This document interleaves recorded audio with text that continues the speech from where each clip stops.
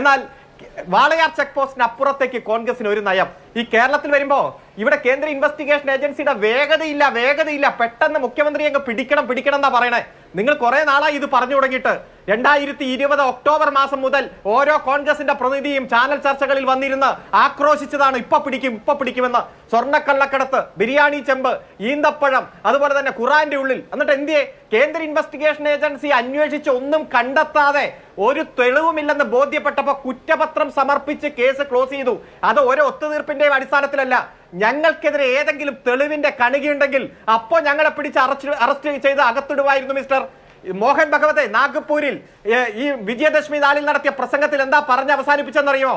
ഇന്ത്യയിലെ അവസാനത്തെ കമ്മ്യൂണിസ്റ്റുകാരനെയും ഇല്ലാതാക്കിയാൽ മാത്രമേ ഫാസിസ്റ്റ് രാജ്യം ഇവിടെ ഒരു മതരാജ്യം പുലരുകയുള്ളൂ എന്ന് പറഞ്ഞ അദ്ദേഹം പ്രസംഗം അവസാനിപ്പിച്ച്. സഖാവ് പിണറായി വിജയന്റെ തലയ്ക്ക് കോടികൾ ഇനാം പ്രഖ്യാപിച്ചത് വർഷങ്ങൾക്ക് മുമ്പ്. നിങ്ങളുടെ ഒരു നേതാവിനും ഒരു കട്ടൻ ചായയുടെ പൈസ പോലും ഇതുവരെ ഒരു RSSകാരും പ്രഖ്യാപിച്ചിട്ടില്ല. നമുക്കറിയാം, ഞങ്ങളെ വേട്ടയാടിക്കൊണ്ടിരിക്കുക. ഒരു തെളിവും കണ്ടെത്താത്തതിന് ഞങ്ങളെ അങ്ങ് ആക്രമിച്ച് ഇവിടെ വേഗതയില്ല എന്ന് പറയുമ്പോൾ നിങ്ങളുടെ നിലപാട് ഈ രാജ്യത്തെ വോട്ടർമാർ സസൂക്ഷ്മം നിരീക്ഷിക്കും, കൃത്യമായി വിലയിരുത്തും. തീവ്ര ഹിന്ദുത്വത്തിനെതിരെ മൃദു ഹിന്ദുത്വമായി നിങ്ങൾ സ്വീകരിക്കുന്ന നിലപാടുകളെല്ലാം ഈ കോൺഗ്രസിനെ രാഷ്ട്രീയ ചരിത്രത്തിൽ നിന്ന് ഇല്ലായ്മ ചെയ്യുന്നതിലേക്ക് നയിച്ചുകൊണ്ടിരിക്കുന്നു എന്ന തിരിച്ചറിവ് നിങ്ങൾ ഇനിയെങ്കിലും മനസ്സിലാക്കിയാൽ ഈ തെരഞ്ഞെടുപ്പ് കാലത്ത് നിങ്ങൾക്ക് ഗുണമാവും. പിന്നെ മോഹൻ കൃത്യമായി അഭിലാഷ് ചോദിച്ച ഒരു ചോദ്യമുണ്ട്.